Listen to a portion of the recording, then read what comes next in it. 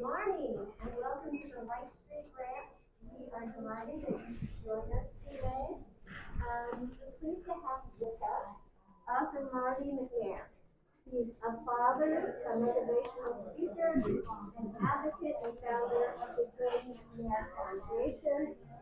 Following the death of his son Jordan, Marty began studying his message of player safety with parents, coaches, and student athletes across the country. He's been on Good Morning America, CNN, ESPN, and Sports Center, and University of He lives in Maryland, Baltimore, in fact, and he's working tirelessly to prevent anyone parents from feeling get angry that are preventable injuries. This is his first book, and please make him feel welcome.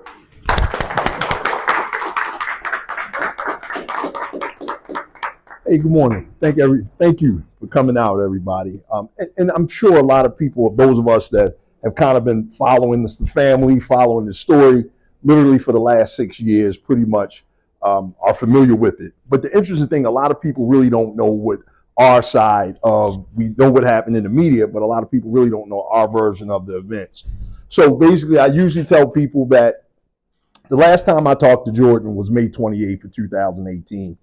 And when I talked to him, it was just a normal conversation that we always had.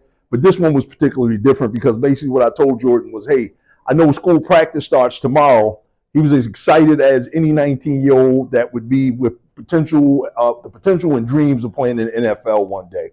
So I knew that, he was excited, overly excited about practice the following day. So basically it was like, hey, I know practice starts tomorrow. Have a good day. And when they're at that level or that age, they may call once a week or call me later in the week. The following day, we got a phone call that changed our lives forever. And basically, the call basically said, hey, Mr. McNair, this is such and such from the University of Maryland campus police force, and there's been an incident on the field. Now, in my mind, I'm thinking incident, what could have possibly had happened? Jordan had been a lifelong athlete, had never been in the hospital other than the time that he was born. So by the time I grabbed Tanya and we were en route to the hospital, when we arrived at the hospital, my conversation went from, hey, son, I know practice starts tomorrow. Have a good day. Call me later in the week to, son, if you can hear me, squeeze my finger. Son, if you can hear me, blink your eyes. And from that point on, life just changed for us drastically. The next morning, they airlifted Jordan to University of Maryland Shock Trauma Center. I didn't know anything about a heat-related injury, didn't even know anything about a heat stroke. I didn't even know all these things would be fatal. I didn't know any statistics. I wasn't the subject matter expert that I am in this particular space now. So while Jordan was in the hospital, we just knew literally that something had happened. We don't know what had happened, but however, as soon as we got to the ER or to the hospital the following day, they started talking about a liver transplant. So here we went from a healthy kid Tuesday morning to Friday morning. We're talking to a transplant doctor, Tanya and I, and they're basically saying, Mom and Dad, if we don't get a liver transplant within the next 12 hours, if we don't get an emergency liver transplant right now, Jordan will be dead within the next 12 hours. He won't make it 12 hours. So obviously, at this point, we're saying, at this point, I'm grappling, because now all of my emotions are from a range of impunity, right? Grief, not really grief to that point, but a failure. Because what didn't I protect my son from? So at this point, I'm just literally like defeated. And it was a long hallway that you were walking from the time you walked in to the hospital, and you walk down this long hallway to get up to the ICU elevators. And when I would walk down this hallway, I would go through this range of emotions from feeling helpless, hopeless, impotent. I can't even describe some of the words that or the emotions that I felt. And I would feel these every day as I walked down this long hallway, which was probably the equivalent of a football field. But as soon as I would get to the elevator, I had to kind of get myself together, really to have a face of strength for my family, to show a face of strength for my family at this perspective. So these 2 weeks that Jordan was fighting for his life in the hospital, I kept asking myself, what did I miss? That was one of the questions I kept asking myself. I missed something. What did I miss? What did I miss? What didn't I not know? I prepared him for everything that I thought I should have prepared him for at this particular time. Always told him to be a leader. Always stand up for yourself. Always fight for yourself amongst your peers. However, one of the things I never told Jordan was, if you feel uncomfortable around adults, speak up. If you feel uncomfortable around a coach, speak up. See, I'd always taught Jordan to be coachable. And coachable meaning, coach say run through that brick wall, you run through that brick wall. Coach say go jump off that cliff, you jump off that cliff. What I didn't protect him from was what I didn't know. And it took a long time, but I kept asking myself, what did I miss? And if I don't know these things about a heat-related injury, how many other parents in America don't know these things as well? By this time, I didn't know any statistics. I didn't know Jordan was the 31st student athlete that had died in the NCAA within the 20-year time frame. The 31st. I had never heard about the other 30. They weren't applicable. This was at the NCAA level. I didn't know anything about the high school level or the youth level at this time. I didn't know anything about this type of preventable injury, to say the least. Jordan became, and as a parent, I can say this because I'm sure all of us are parents in the room. As parents, you're optimistic all the way till optimism just can't take you any further. Literally, I knew Jordan wouldn't play football again. However, I knew he would get through this. I used to tell him all the time, son, you're a McNair. We don't die, we multiply.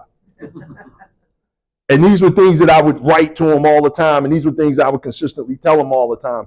But again, up until June 11th or June 12th, Jordan became brain dead. I was totally the optimist that we were going to get through this. We'll get through this. Unfortunately, unfortunately, but God had another plan. And that was one of the hardest things to do, to just really let go and let your faith. And we had our family is a very, very praying family, and we were very, very grounded in our faith. However, sometimes it gets beyond your control, and unfortunately, you do what you have to do. Unfortunately, even when you don't see it at that particular time, it's probably the best thing to do. So the grief for me at this time was totally when Jordan passed on June the 13th.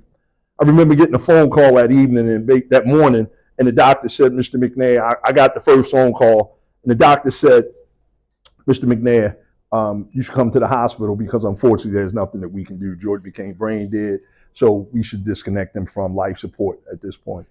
So when I got to the airport, when I got to the hospital that morning, I was one of the first to arrive, and I just kept saying, it's okay. It's okay, man. You gave it your best shot. You fought hard as you could fight. It's all right. Go ahead and go. And we waited for the rest of the family to get there, and we made the decision to do what we needed to do. However, but after Jordan passed, the grief was indescribable. Again, here are these emotions and these feelings and all these different things. And when my emotional maturity kicked in, this was one of the hardest things that I ever had to do. But there's a saying in life that says, you can either do two things: accept things the way they are, or take responsibility for making a change. I didn't know this at the time. This wasn't one of my phrases at the time, but I knew we needed to make a difference.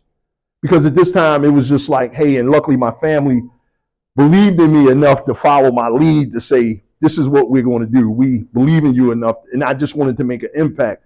However, I had no idea of the impact that we would make. I said, okay, we can start a foundation and we can prevent another family if that's our mission. And we could talk about heat-related injuries and all these different things. And this is where we make a difference at, or this is where we make an impact at. So the first couple of years were very, very organic. So somebody could look at us and you'll see us in the media and you're like, that McNair Foundation, they're doing it. It was totally incremental and organic. Take my word for it. I didn't see this coming. I didn't see probably 60% of the impact that we've made.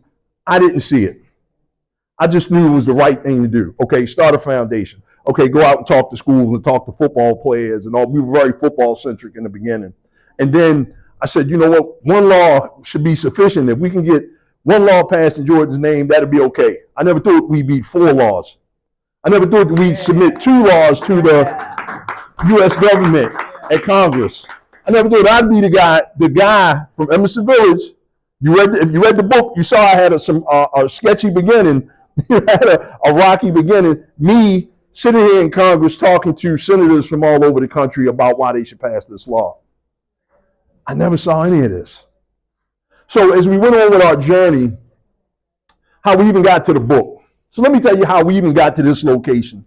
So I'm proud to say that I finished my second manuscript on my new book yesterday.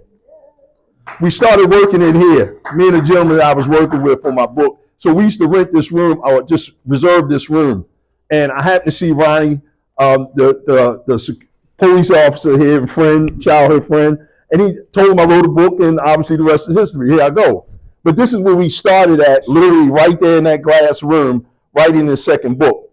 So interesting thing about Can My Child Play, as we went on, I know everybody will get a kick out of this story. I'm going to the gym one morning, right? One Sunday morning. Who do I see? I see Wes Moore. He's finishing the run. This ain't Governor Wes Moore, or isn't Governor Wes Moore. This is Wes Moore, CEO of Robin Hood at this time. So I pulled over and I'm like, hey, Wes, give me some give me some information. This was October of 2019. I knew I was going to write a book. I just didn't know how or when. So I pulled over, see Wes, we talk, and we have a mutual friend. I'm like, Wes, I've been trying to get in touch with you.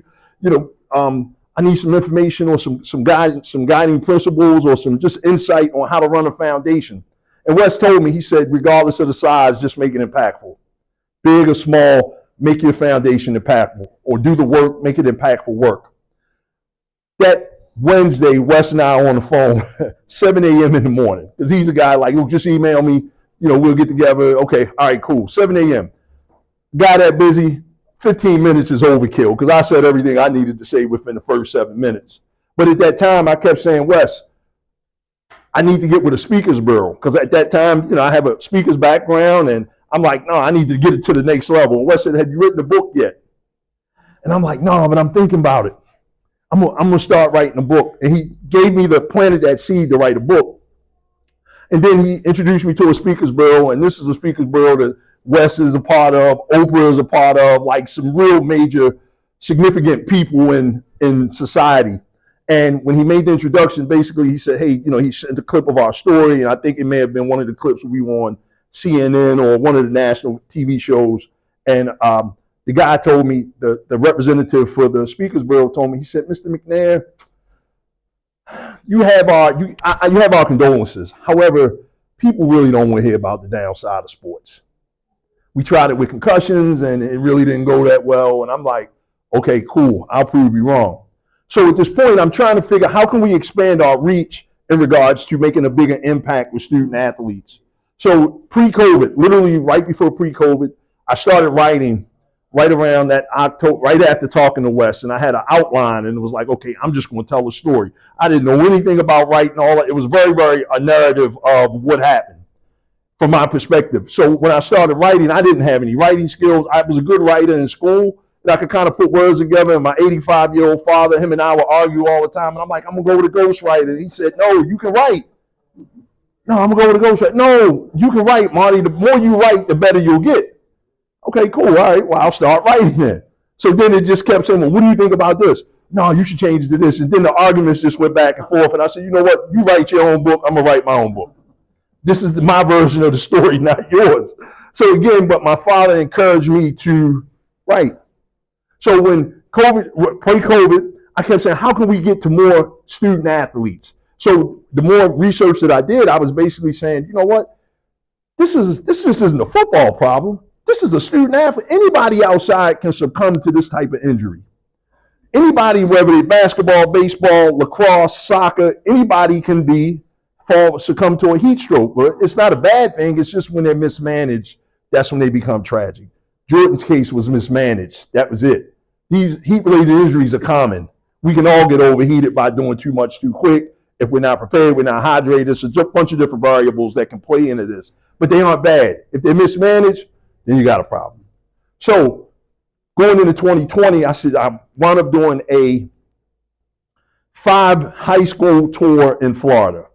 Somebody from Florida, one of Jordan's teammates, his mom worked at this country club, this golf club in Tampa. And it was like, you know what? I know some people in Tampa. I'm going to set some stuff up, and I'm going to play some golf while we're down here. So when we start coming into high schools, now I got everybody in the school. I got every athlete in the school. So the crowds got exponentially bigger. So now, as opposed to 60 to 100 guys on the football team, now I got 300-400 kids of all the athletes in the school.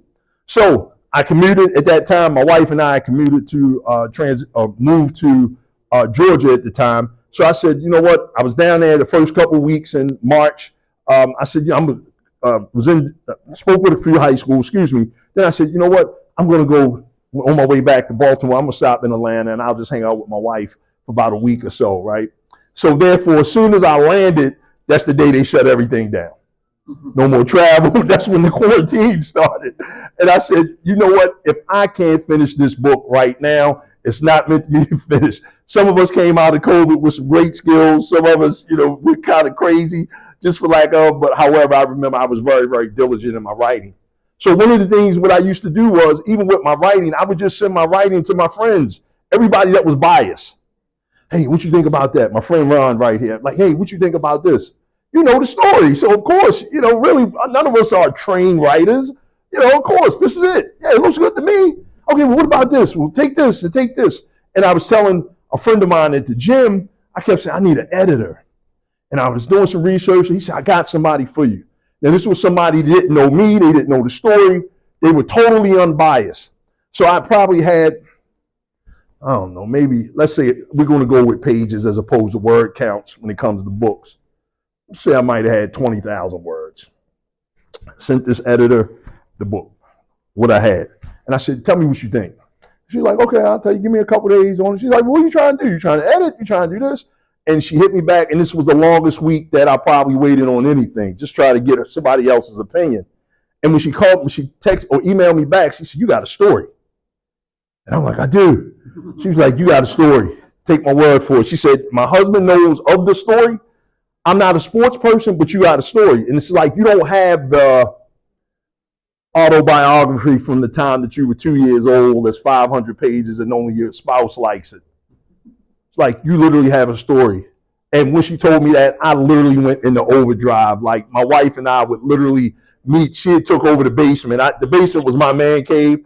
And she literally set her office up and down in the basement. I would literally go to work and I would go in the office and work, start writing in the morning. We would meet up around 12, 1 o'clock, eat lunch together. She go back downstairs, I go back upstairs. And I was committed because at this time, I knew one of the big things for us was Jordan, the day that Jordan passed was June the 13th of 2018. So that time, that date is always significant. We always did a sports clinic somewhere around that. We did a sports clinic in 2019, literally the day of the following year. So for me, it was like I had to do something to take my mind because that's just a very, very challenging month for Tanya and I know I speak for both of us.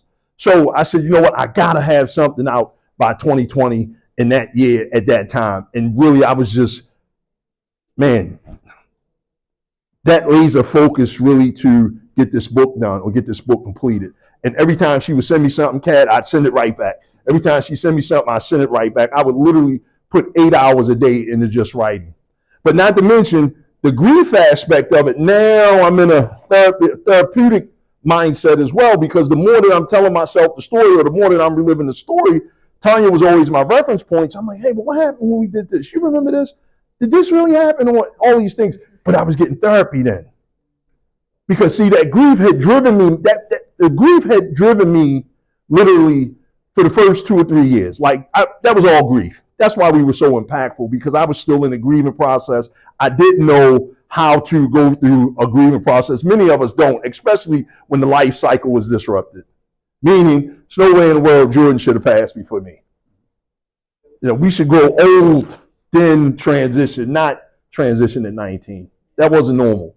So for me, this was maybe some of the most challenging things that I've ever done to deal with the grief aspect of this.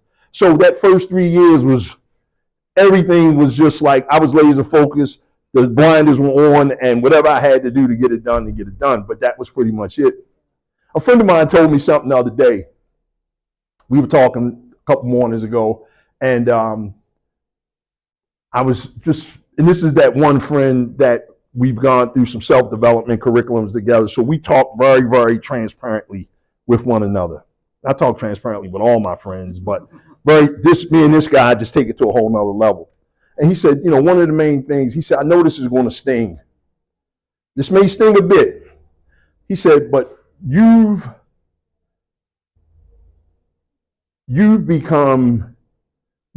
lost yourself in Jordan's situation, in Jordan's story. You've lost yourself in Jordan's story. And I was like, What do you mean? But in the last 6 years, I haven't been introduced without somebody saying, hey, this is Marty McNair. You remember his son Jordan passed? And that's where it goes at. But what about Marty the businessman, the author, the great guy? You know, all these things are incorporated in that, but literally like, this is who I've been. I feel like an actor that can't get out of character. And that's literally where it's been at. And even in this new book, Tanya and I, where as a mother for 19 years, she had to learn how to come out of character. And now I go right, and I done literally went right back in it. So for me, it's not work. So I don't look at, oh man, I gotta go and do the Jordan McNair. This is what I do 2,000% all day, every day. But at times I can get so lost in it that I think this should be a priority to everybody else. And this was something that I really had to look at myself in the mirror like, wow, I really have become that. This whole Jordan story has become my identity. And the work, we do the work. I do the work. I probably will do the work, probably for the remainder of my time. However, but it's significant when somebody tells you that and you acknowledge like, wow, you're right. But over the last 6 years, we're going into year 6, I have not got an introduction out of town, across the country, without somebody saying, hey, you remember this is Jordan's dad from Jordan. And it's like, wow, here we go again. But again, a lot of times it's relevant, but as an author or just an individual, like, this is where you can kind of lose yourself at, in a sense. So when we look at Can My Child Play, just if you read that Can My Child Play, to some people it's a great book. I think it was just needed at that particular time, but I didn't know how to write. Like I'm learning how to write. This is a narrative. This is what happened. You know, really not a lot of interactions. I didn't know how to show a story when I write. You know, I don't know. At that particular time, I didn't know how to paint a picture. I thought I did. You know, where now I can sit here and say, hey, you know, I was talking to a group of people at a Writers Live, and I heard music in the background, and the books around us were multiple shades of color, and I could just go on and on and on and on. And one person in the crowd looked at me like this or that. But that first one, all raw emotion. How many people, show of hands, have read Can My Child Play? I want to. Okay, great. Okay, cool. Right. How many people have read the book? Of course, I know you read it. Of course. Yep. Thank you. Yeah. And those of you, and it's interesting because another good thing, you know, I'm a firm believer that as an author, we all have the potential to be authors. It's only 0.5% of us that really going to say, you know what, I'm going to do it. Is that right? No. Yeah. Say 80. I asked Alexa this morning, how many authors what's the percentage of authors in the world? She said, well, 85% of America people haven't done it. So you can imagine where we are at, so the people that have. And I believe that we all have a story, but again, and it's no rhyme or reason, like everybody ain't gonna get a bestseller. I don't need to have a New York bestseller. I just got one request that when I'm walking in the airport, I want to see my next book or Can My Child Play next to a bag of chips in the store. That's it. I might be aiming low, but again, and I'm almost to the point where next time I'm in the airport, if I got a book, I might just put my book on the shelf and get a quick snapshot of it real quick. Like, yeah, I'm finally there. But that's really like all I really want. I just want to see my book in the airport when I'm walking by, on the desk or whatever. I mean, on the table or whatever. That's it. That would mean so much to me. I think my new book is a publishable piece. And this is funny because I didn't, like I said, I just thought this was it. And I did a audio version of it, Clyde, and you can't tell. I got an audio, I got a digital, I got a paperback, I got a hardback. I don't have a deck, I don't have a synopsis. I don't know how to get a literary agent. I don't know anything about publishing. I didn't know any of these things. My neighbor, 5-time published author, lives my house, this person's house, the house across from them, 5-time published author. Like, hey man, how do I, what do I need to do to get to the next level? And he started teaching me some things and like, okay, well, you should get a deck, you should get this. You'll get 1,000 no's on a literary agent before you get one yes. A lot of reading when you're looking for literary agents, because now I got to find out who's going to deal with my genre. You know, one lady, she just asked me, she was literary agents, and they may have 5 or 6 agents per company, or sometimes more, and then they either want your first 10 pages or your first 3 chapters. But all I really look at is how many people told J.K. Rowling no. Yes. Look, Harry Potter, look, how many people told her no before somebody took a chance? And then the further I got away, it makes sense, right? But again, that's the process. You know, most people, if your book can catch, if it can capture their attention in the first 10 pages or the first 3 chapters, you may have a shot. But it's a lot of reading to say, you know what? If you look at the genre, Can My Child Play from a genre perspective as a nonfiction memoir sports? It don't make sense to send this to somebody that does teen science fiction. That's where the reading comes in at, like, oh boy, let me do this. So one lady, I sent her a request, an inquiry letter, and she said, well, why'd you pick me? I said, because you're the only black person on the site. So what you want me to do? Like, I figured I'd have a shot, right? You're the only one that look like me. But again, these are, you know, it's work to get a book to the next level. And yeah, it just was. And so a lot of times, even in regards to when people will respond, they'll just say, hey, you know what? I like it. It's just not for me. I don't think I can do anything with it. Condolences. I don't think it's anything I can do with it. And you got to respect that and just not get defeated along the way. Because it's like, okay, somebody's going to give you a yes out there out of all these different, you already know. It's like sales. Let me get through my nose to get to my yeses. I already know they're coming. Let me get all the no's out the way. You know, the door slammed in my face, but you're going to get them out. But that's the sales mentality in a sense. So it's been an interesting journey, to say the least. From a literary side, it's just like, man, I'm the same guy that I talk about at the beginning of the book, and I just sent my second manuscript off yesterday. And it wasn't as hard as the first one. The first one was challenging. Now I kind of got a general idea, you know, on how, you know, to get the process done. So it's always, I just think we're in a space where we're constantly evolving, and there's nothing wrong with, hey, anybody in here could write one of these right here.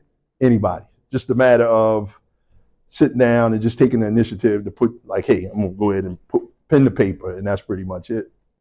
So with that, I thank everybody. I don't want to keep talking. I like to answer some questions and pretty much go from there. So thank you. Yep. Yes, ma'am. What happens when you go to the University of Maryland or Kingsville Community College and have to talk to the people who are now getting certified to these, working with young people in sports, the college people? Yeah, athletic trainers. And the high school ones. Yep. Whoever is going to interact with trainers of any age, kids Sure. or adults. That's what we do full time. So let me tell you how my mom. Colleges? Colleges, but the space that we really operate in or kind of flourish in really is like the youth space, youth, high school, middle school, because a lot of times this is where, when you look at a college, one of the main things that I realized in regards to Jordan's scenario, and let me tell you how my morning started. What's your name? Margaret Collins. Hi, Ms. Collins. My very first email this morning was, hey, this is a journalist from such and such. Would Marty or Tanya like to comment on the coach that was at Maryland at the time? He just got another job at Auburn, and was like, would you like to comment? Of course, no. However, what I would like you to do is highlight the work that our foundation does. And that's really the big picture. Like, the negative stuff, we don't deal with that. But you could highlight on the good stuff or the impactful stuff that we do. So that was literally my first email this morning. And so in regards to what you're saying, one of the main things with Jordan, it wasn't a scenario of, well, let me give you the full story. My problem with the coach was just accountability. He wasn't a medical professional. And this is what we teach across the country. Coaches, people always think that the coach is going to be the one to save your kid's life. They're not. The medical professionals on the field weren't prepared that day. That's bottom line. When you look at all these deaths across the nation, it always boils down to an emergency action plan, whether it was, now we just don't even talk about we don't talk about heat-related injuries only. You can't talk about heat if you're not talking about concussions, cardiac arrest. We call hemoglobin, which is blood. But again, these are your four main culprits when it comes to tragedies on the sports field: heat, heart, hemoglobin, and head.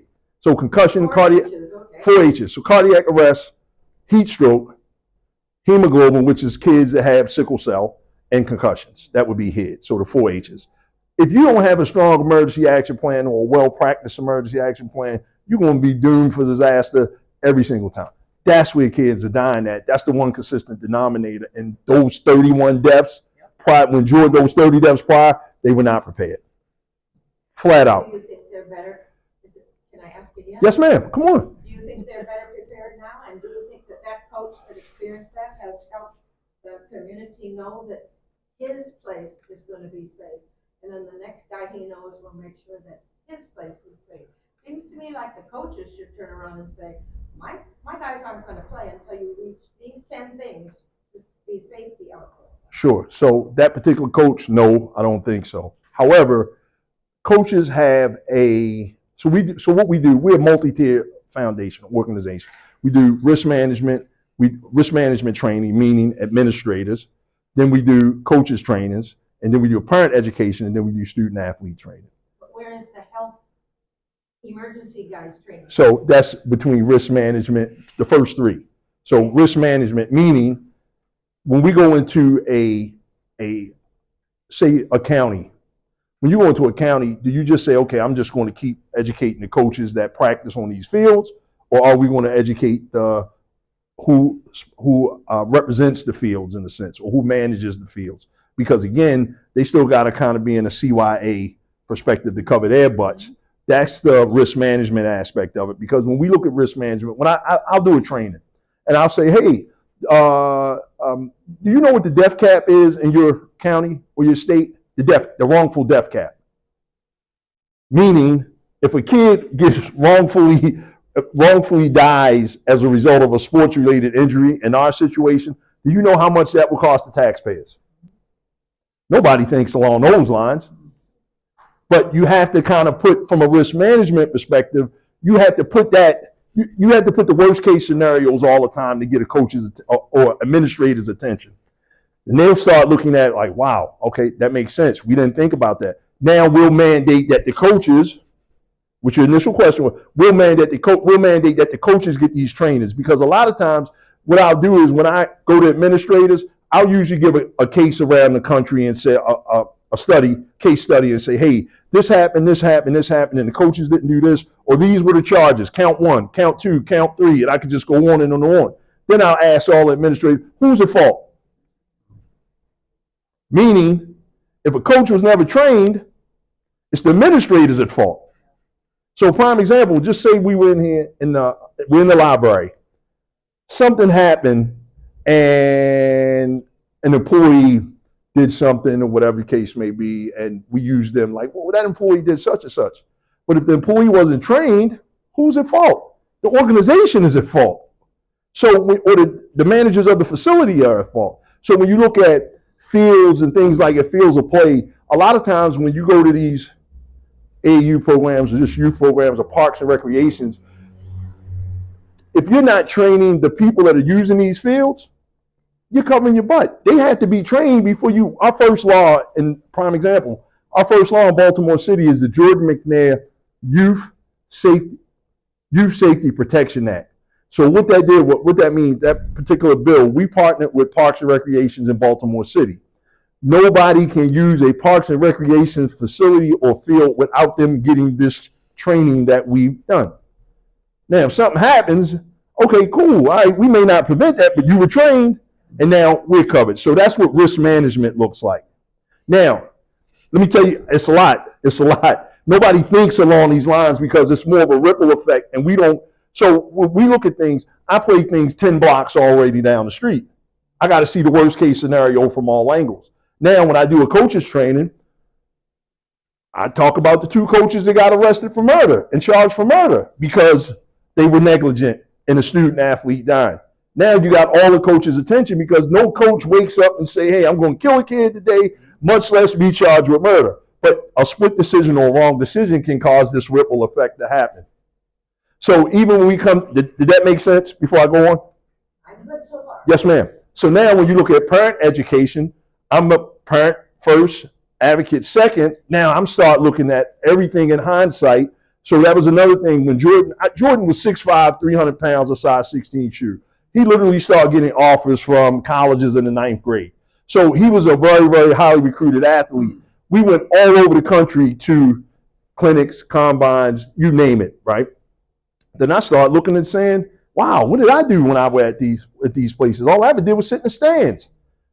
These people That's my next question. Yeah, all I ever did was sit in the stands. If a piece of safety equipment had fell out the sky and hit me in the head, I wouldn't have known what it was because there was no parent education. I'm not saying that they weren't prepared, but they never said they were. But so from a parent's perspective, these are the organizations, teams, events that we entrust our children to, and they're not prepared a lot of times. So to answer your question then, hold on, let me go a little further. Now when you're talking about student athletes, one thing I didn't do for Jordan, I already mentioned it earlier, I didn't teach him to advocate for himself. Because now everybody has a part to play in this. So now when you're looking at student athlete advocacy, that has to be taught as well. So you got to teach a parent to teach a kid. Because by the time, I think it would have been too late at 19 years old. I'm saying, well, hey, is any of them coaches treating you a certain type of way? He can taste the NFL. A couple of his teammates went to the NFL. So it's like, right there, it's a little too late. So that seed of self-advocacy needs to be planted at a very early age. Did that make sense? Ms. Connor, did that make sense? I taught physical education in Baltimore City for 3 years, only certified to teach elementary school K through 6. Sure. No training for are you the PE teacher. Yep. So I'm really wanting to know if you're teaching people who can't read, and their parents can't read either. I'm sorry to talk this way. Sure. It was that way 40 years ago. Yep. How do you reach a community that has capable people who are going to play really hard even if there isn't an organized team? Okay. You know, They're out there. They're out there playing right now. Yep. How do you teach them what to look for in their own health? It wasn't in the health class I taught for me to teach kids how to be safe. It wasn't there except for common sense. And I took, Sure. I was a Red Cross swim instructor, so I did have training, but nobody knew it. Right. So you must have read my last grant application request then, huh? Because that's what we do.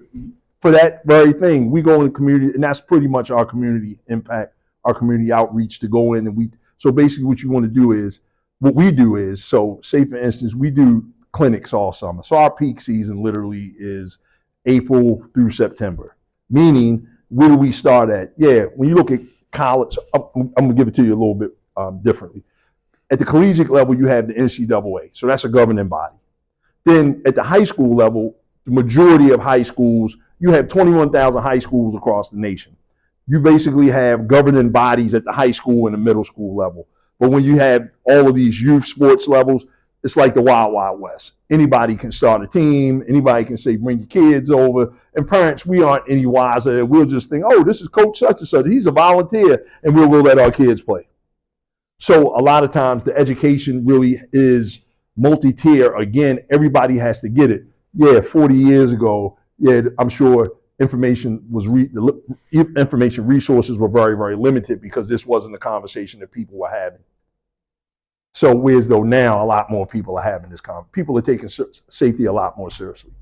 Yes, ma'am. You mentioned that there were 4 laws that you all worked to get enacted. You mentioned one for Baltimore City. What were the others? And what are Oh, sure, no problem. So we have the Jordan McNair Youth Safety Protection Act. That's in Baltimore City. That was 2019. And that mandated that all parks and recreation facilities, coaches that use these facilities have to be trained. And we did a training, and it's just a very, very in-depth training. Then in 2019, also, we have the Jordan McNair Act. And basically, tell me your name one more time. I didn't tell you. Oh, okay. Aisha, you did tell me when we introduced her. Yeah, Aisha, right? Okay. So Aisha, one of the main things with a law, I'm going to tell you all these laws, But how many people that these laws affect even know about the laws? That's what I've learned about legislation. And like, that was the incremental process for us. A law don't mean squat if don't nobody know about it. That's where real advocacy comes in at, saying this law protects your child, your child, your child, your child. That's where the word comes in at. So second law is the Georgia McNair Act. What that law does, it protects college student athletes. And what that means is if a college kid, like in the Georgia situation like Jordan, if they feel uncomfortable in any state or college in the state of Maryland, mostly state schools, they have a 1-800 number that they can call anonymously and make a report. How many kids know about that law? Not many. Third law, the Jordan McNair Safe and Fair Play Act. That's the NIL law. So where players getting paid for their name, image, and likeness. I had a reporter, a journalist from the Washington Post, so mad at me, Clyde, one day because we weren't interested in kids getting paid. Our son has moved on. However, we were very interested in the safety and wellness of a student athlete. So you have what you call a notable provision that you put on a bill, or you can add to a bill. And that's basically what an add-on is. So with the NIL bill, everybody was talking about players can get paid for the name, image, and likeness. But what about if a player gets hurt? You got to have this bill or this notable provision stating that you can't rush this kid back to play in regards to threatening their scholarships. You can't take anything away from this kid. It has to be, you have to protect their emotional health and their physical health. So, and their mental health. And this was a part of this particular bill. That's bill number 3. State bill. And the third bill was House Bill 836. So this particular bill, I didn't want to put another bill in George's name, but a young man that passed at Maryville 2021, 22, 21, 21, 22. Yeah, 22.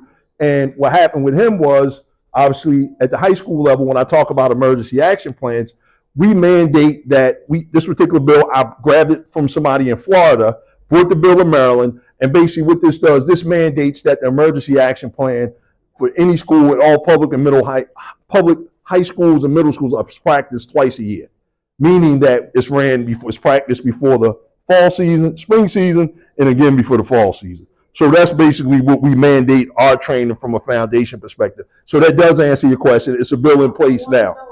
If the millions of teachers who are teaching middle school, that means twice a year they have to go to the training. Is that what you just said? Your sports staff has to go to the training. Your coaches have to go to the training. Your coaches train. The teachers. Correct. Yes, ma'am. Correct. And they're not organized sports. Well, nowadays, so as of 2022, that bill went in effect. So that, to me, may have been our most impactful bill because, again, it encompasses so much in a sense. So it's mandated, and it's also mandated that certain safety equipment is within a 3-minute reach, meaning AED machine, cold water tubs, all these, the first aid tents literally have to be within 3 minutes reach. So we're only dealing with if you have an organized. No. Because all that stuff you just said, not one of the schools, and I've been in probably 200 schools in Baltimore City, not one of them have that. When is the last time you've been in school? If you don't mind me asking. Oh, I'm sorry. See, we've changed since then. Teachers every so often have to go back to school and Sure, continuing as hours. Recertified to teach reading, recertified to teach math. So how come every single teacher that teaches reading doesn't also have to take how to keep your kids safe? I agree. I agree. Well, that's the part of work. You definitely, the main thing for us is really, it's always something to do. However, we try to make the biggest impact when we can, especially in that sports space. Yes, ma'am. You had another question. I appreciate hearing about that emergency action plan. I'm going to ask about that. Yep. House Bill 836. If he's in a school is being trained. Correct. And you said twice a year. Correct. If he's at a public middle school or high school in the state of Maryland, that bill is in effect. Yep. And then also when you asked at the federal level, we took the NIL bill. So funny, I always tell this funny story. So while we were in the congressional process, same guy from Emersonville is now here. I done went from Baltimore City to Annapolis. Now we in DC. I'm sitting here with my bow tie on and I'm at the microphone, talking, answering all these different questions from senators around the nation. The interesting thing at the congressional level is challenging, extremely challenging. And in 2021, that was, whoo, boy, that was tough.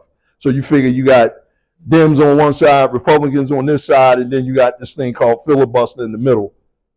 And I don't know if a lot of us follow politics. My wife is a political junkie in my house. And I was so gung-ho, Clyde, when I went to Congress, like, yeah, we're going to get this bill passed. She like, babe. Literally, like, I'm in Senator Cory Booker's office from New Jersey, and I'm holding this football, and he had to leave on emergency, but I'm with his chief of staff, and I'm like, yeah, we're going to get it done. And probably like a week later, the phone call stopped happening. They stopped answering the phone. Everybody went to witness protection program on me. You know, like, I'm sent them some books. I'm like, at least did you get my books? At least somebody answered the phone. But it's just very, very challenging at the congressional level to get a bill passed. So a lot of times what you want to do is, or what we do is we do more states.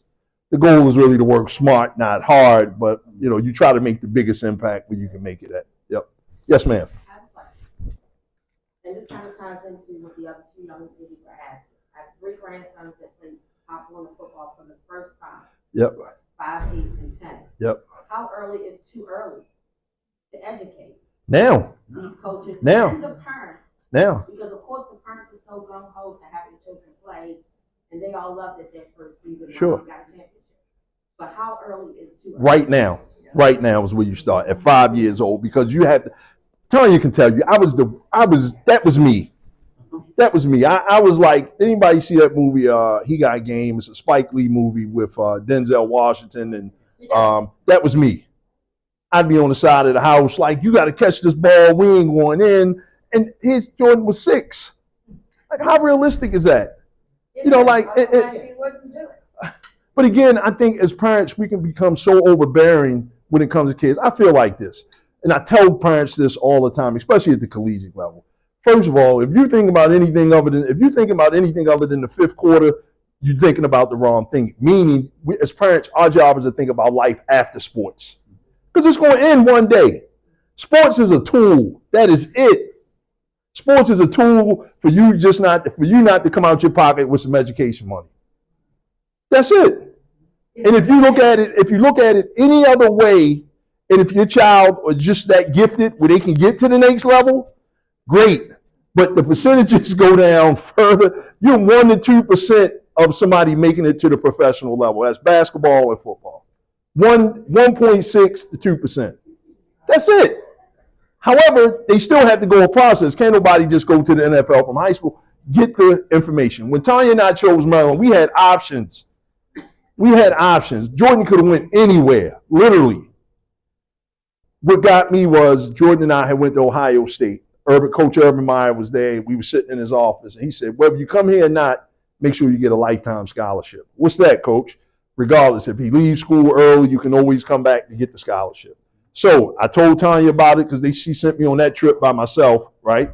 And that was an interesting trip. But when we got to Maryland and we were going through, you know, it was a few kids, about 3 kids that they were highly recruiting. And when we were going through the education process, the educational director mentioned lifetime scholarship. We were kind of all sitting, Tanya and I kind of leaned back and was like, okay, that's why we chose Maryland. Jordan thinks like a 19-year-old. He drank the Kool-Aid of we're going to build this dynasty here and all that. That's what he was supposed to do. It wasn't we wasn't drinking the Kool-Aid we wasn't worried about winning no championships. We was worried about life after sports. That's the bigger picture from when a parent looks at, and it's unfortunate because a lot of parents, everybody thinks their kid is going to go to the NFL or the NBA. Everybody on the team think they got a superstar. Everybody. But the chances just keep decreasing and decreasing. Everybody ain't going to go to a D1 school. If you ain't 6'3", at least 6'3", 6'4", 250, you ain't going D1. Just that simple. That's not, and what I'm talking about is colleges to play at that level. You talk so fast, you said the same thing 3 times and I can't repeat it. Come on. So what life scholarship? Lifetime. Lifetime. Yes, ma'am. So what that means is at the collegiate level, say for instance, a student athlete was at that particular school. When Jordan went to Maryland, say for instance, he left to go into the NFL early, right, without getting a degree. He can come back and always get the degree. It's a 4-year degree guaranteed. Life. Pretty much, correct. And nowadays with a lot of these kids, they can, if your child doesn't at least walk out with a master's within 4.5, 5 years, we ain't on them enough. I just think sports is just a tool, and I'm convinced of that. That's it. Yeah, we see the glamour of, professional sports and all that, but you got to prepare them for life. I'm a firm believer in that. Like, life is what our job is, to think about life after sports. That's what I meant the fourth quarter. It's 4 quarters in the game. So the fifth quarter is what I meant by that. I saw you were kind of like fifth quarter, but that's what that means. We think about life after sports, or prepare them for life after sports. Yep. And also, if you have any college kids or college, always get a power of attorney on your children. Always. Medical and financial. Because soon as we went and got legal representation, that was the very first thing that when we walked in the lawyer's office, like, do you all have a POA? And it's like, POA for what? Well, at 18, they're emancipated. So nobody has to say anything regarding that. So again, Jordan was 19. He was still calling home asking for permission to go hang out on Friday nights with his friends. You have power of attorney until your child is 18. You get no. You get a power of attorney if they're going out of school. If they're going out of state to school, get a power of attorney so that way you can make decisions for them. If you weren't, just imagine if Jordan was out of town, it might have took us. That could have been, disastrous for us. Luckily, we were, 45 minutes away. Versus, what if we had to catch a flight, or we were a 10-hour drive away, or he may have been on the other side of the country? That would, I can't imagine.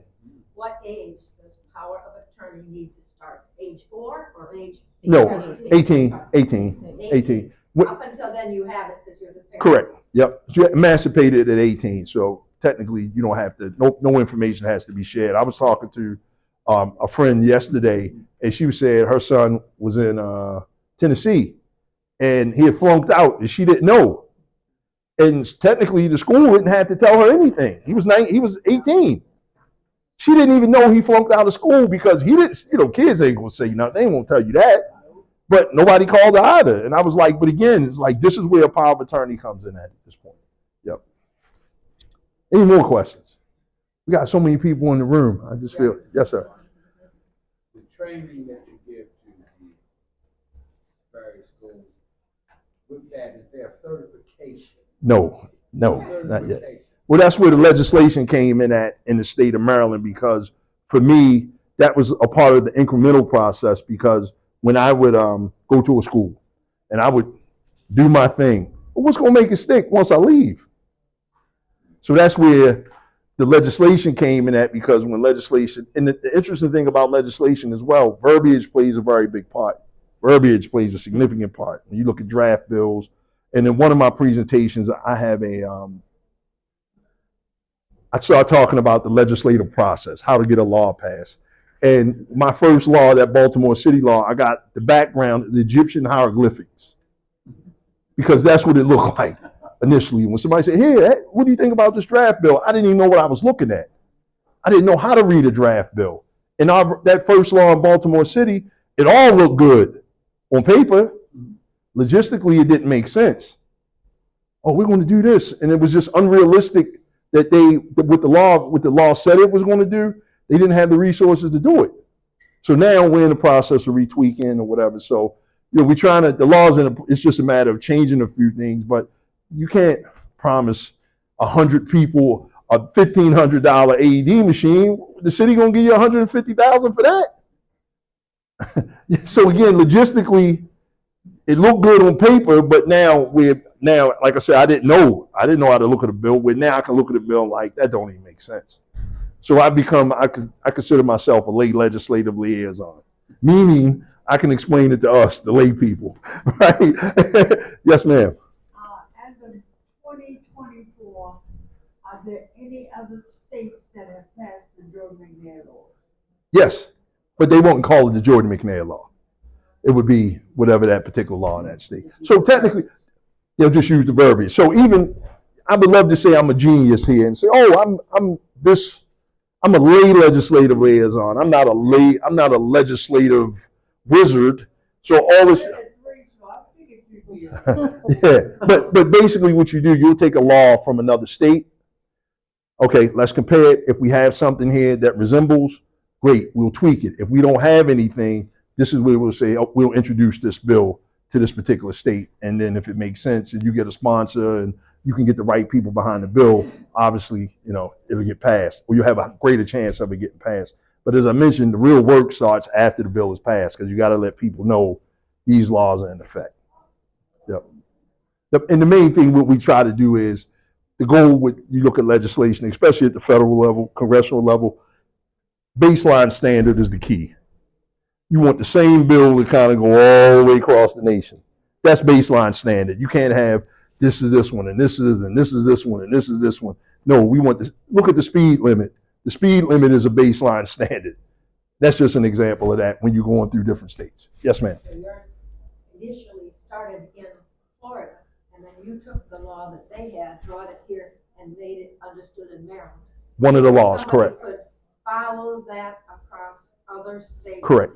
And you need it to go to other countries. You need it to be accepted widely. Correct. Yep, that's the process. Yeah. Now the interesting thing is when you look at a law and you bring a law to enough from a state, it's just a matter, like all of it may be good. But when you look at verbiage, a lot of times, like that last law we got passed was House Bill 836. That was a bill that came from Florida.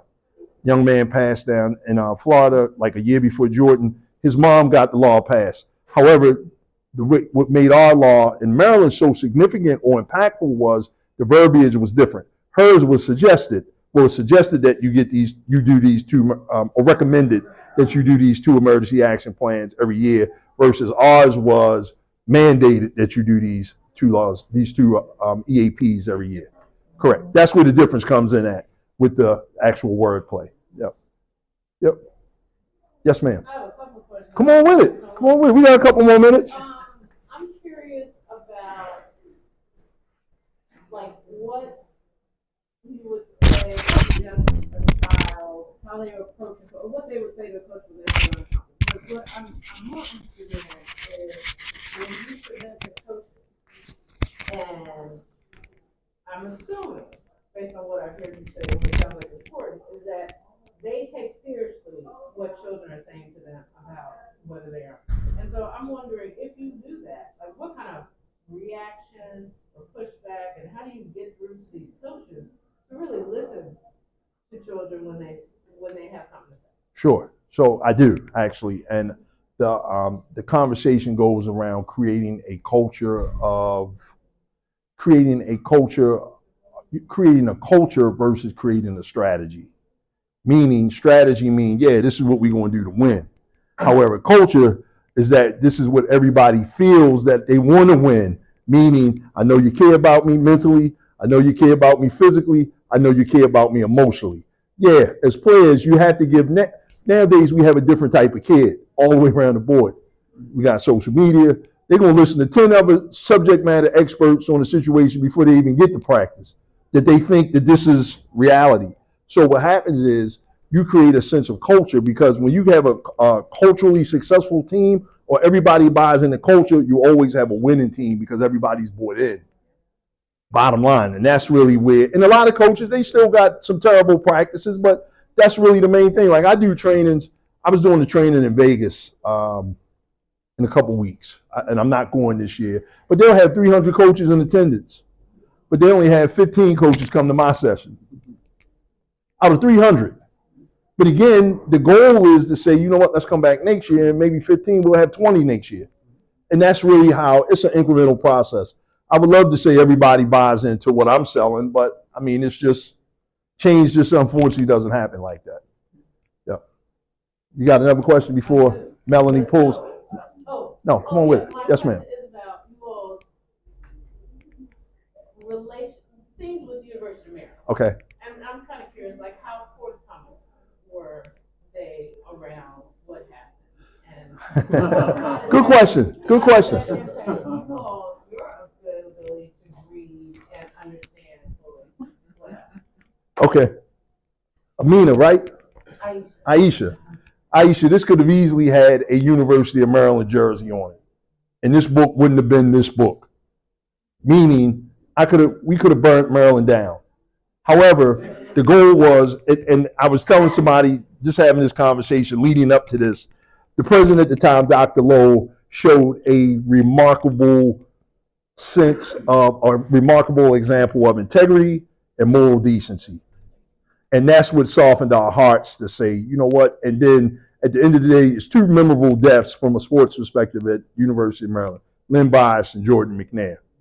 Now, interesting thing was when Dr. Lowe said, you know what, we accept legal and moral responsibility for this incident, you can imagine the legal team probably was highly upset with him, like, how dare you, but it was the right thing to do. And then the impact that we've made partnership-wise and everything, you know, Tanya has to reel me in a lot of times when I talk about that identity, that the story has become my identity. I think at Maryland, they couldn't do enough for me. I just refuse, but again, I can be so assertive, for lack of a better term, like, y'all need to do this, y'all need to do this. But what about this? I made this happen, and I made this happen. And a lot of times, you know, really, they fulfilled a lot of their obligations to us, you know, overall.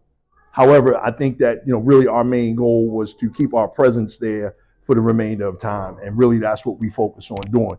Jordan's presence is there. So that's really, this is what he loved to do. This is a school that as a family we chose. And again, you know, things happen in life. Yeah, nobody wants it to happen to them.